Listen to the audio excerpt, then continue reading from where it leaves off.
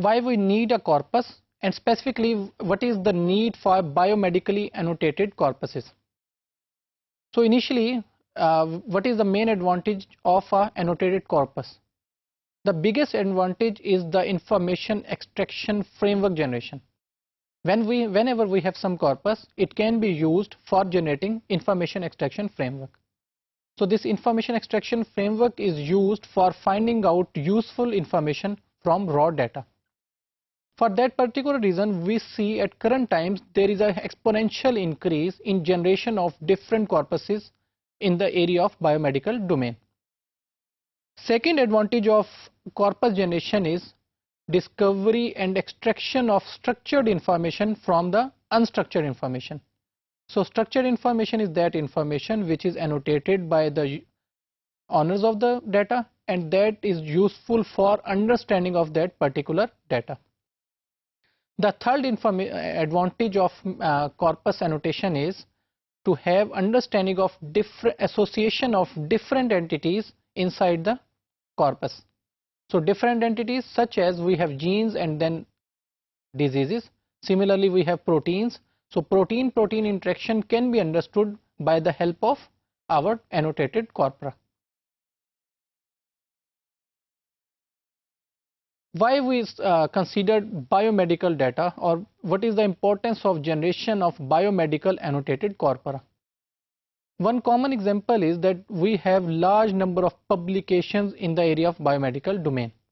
Such as if we talk about Medline corpus, so Medline corpus, it has roughly 16 million references available, and by a guess we say that 40,000 references are being added per month. So once we say that 40,000 references are being added per month, this is a very dynamic and huge increase in the size of Medline corpus. So to handle this information, we need some corpuses which defines some rules for that addition, so that this Medline corpus, it remains compact, and then for information extraction from this Medline corpus, there should be some set of rules to make new corpuses or use this information. So here I have just put some example with numeric numbers that how many number of documents are being present in this Medline corpus. As you know that this Medline corpus, it can be captured or searched using this PubMed search engine, which is written here. So here I have just shown the PubMed growth rate for last several years, although this is a bit old now, from 1997 to 2011, and you can see that there is a rapid increase through all of these years. So what we have concluded from this figure is that roughly there are 2 journals are being added to PubMed indexer at every minute. So this 2 articles per minute, it has done an explosion in the area of biomedical searching domain. Again, need of a biomedical corpora. Here I have given an example of 2 things which are basically unstructured data. This one, basically this is unstructured data, and this is input to any information extraction or information retrieval engine. So this unstructured text, basically implicit knowledge, so which is basically in the mind of users, implicit knowledge, it is part of, it comes into the information retrieval system. Then from information retrieval system, basically it is knowing of all the data. Then from this knowing of all the data, we comes to information extraction, which is basically specific data from information retrieval data. And this information extraction based data, it is provided semantic metadata, which helps or which adds contextual and background information in information extraction.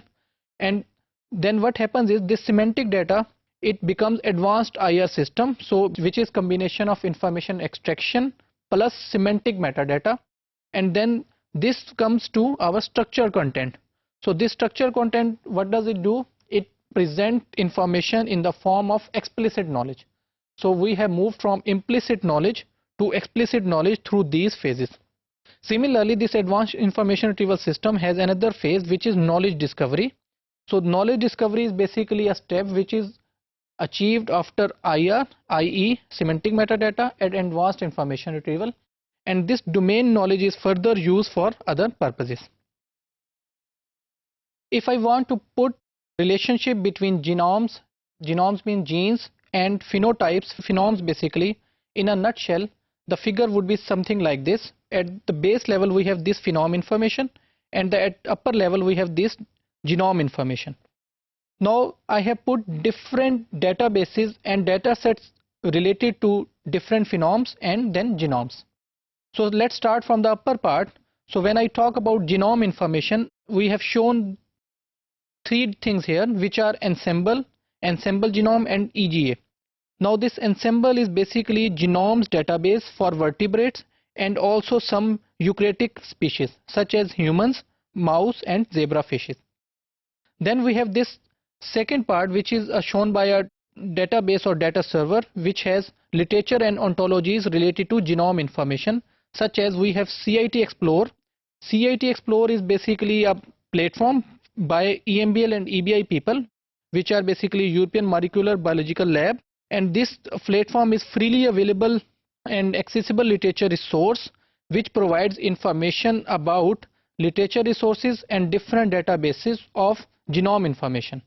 Plus we have gene ontology information, which is basically a domain to provide names of different gene sequences.